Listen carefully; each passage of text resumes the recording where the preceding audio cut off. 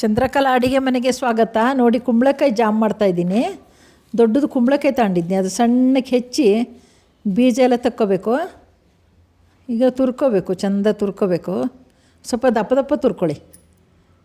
ಅದನ್ನೆಲ್ಲ ಈಗ ಹಿಂಡಿ ಎಲ್ಲ ಸ್ವಲ್ಪ ಹಿಂಡಬೇಕು, ತುಂಬ ನೀರಾಗಿರುತ್ತೆ. ನಾನು ಹಿಂಡಿ ರೆಡಿ ಇಟ್ಕೊಂಡಿದ್ದೆ.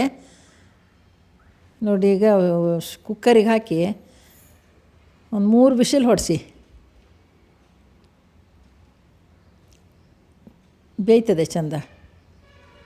ತುಂಬ ದಪ್ಪ ಅಲ್ಲ, ಸಾಧಾರಣ ಈ ತುರಿಯೋದ್ರಲ್ಲಿ ದಪ್ಪ ದಪ್ಪ ಇರುತ್ತಲ್ಲ, ಅದ್ರಲ್ಲಿ ತುರ್ಕೊಳ್ಳಿ. ನೋಡಿ, ಇನ್ನೊಂದು ಪಾತ್ರೆ ಇಟ್ಟು ತುಪ್ಪ ಹಾಕಿ ಒಂದು 2-3 ಸ್ಪೂನ್ ಹಾಕಿ ತುಪ್ಪ. ದ್ರಾಕ್ಷಿ, ಗೋಡಂಬಿ, ಬಾದಾಮಿ ಎಲ್ಲ ಹಾಕ್ಕೊಳ್ಳಿ.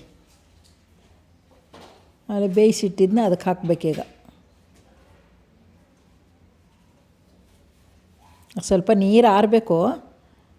ಫಸ್ಟಿಗೆ ಹಾಗೆ ಬಿಡ್ಬೋದು, ಮತ್ತು ಆಮೇಲೆ ತಳ ಹಿಡ್ತದೆ, ತಿರುಗಿಸ್ತಾ ಇರಬೇಕು. ಅದು ಚೆಂದ ನೀರಾರಿ ಒಂದು ಚುಟ್ಟಿ ರುಚಿಗೆ ತಕ್ಕಷ್ಟು ಚುಟ್ಟಿ ಉಪ್ಪು ಹಾಕಿ. ರುಚಿಗೆ ಅಂತಲ್ಲ, ಚುಟ್ಟಿ ಉಪ್ಪು ಹಾಕಿ, ಟೇಸ್ಟ್ ಬರುತ್ತೆ. ಆಮೇಲೆ ಸಕ್ಕರೆ ಹಾಕಿ. ನಾನೊಂದು 2 ಲೋಟ ಹಾಕಿದ್ದೀನಿ, ದೊಡ್ಡ ಲೋಟದಲ್ಲಿ.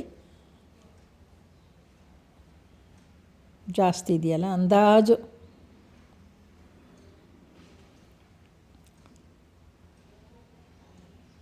ಎರಡು ಲೋಟ ನಾನು ಹಾಕಿದ್ದೀನಿ.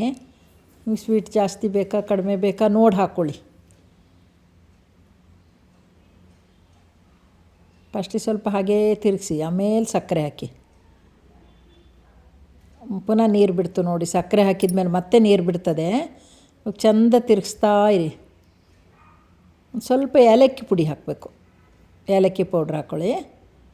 ನೋಡಿ, ಎಲ್ಲ ಆಯಿತು. ಈಗ ತಳ ಬಿಡ್ತು ನೋಡಿ, ಎಲ್ಲ ಚೆಂದ. ಕುಂಬಳಕಾಯಿ ಜಾಮ್ ರೆಡಿ ಆಯಿತು. ತುಂಬ ಒಳ್ಳೆಯದು, ಆರೋಗ್ಯ ದೃಷ್ಟಿಯಲ್ಲಿ ತುಂಬ ಒಳ್ಳೆಯದು. ನಾನಂತೂ ಮಾಡ್ತೀನಪ್ಪ. ಇಷ್ಟ ಆದರೆ ಲೈಕ್ ಕೊಡಿ, ಶೇರ್ ಮಾಡಿ.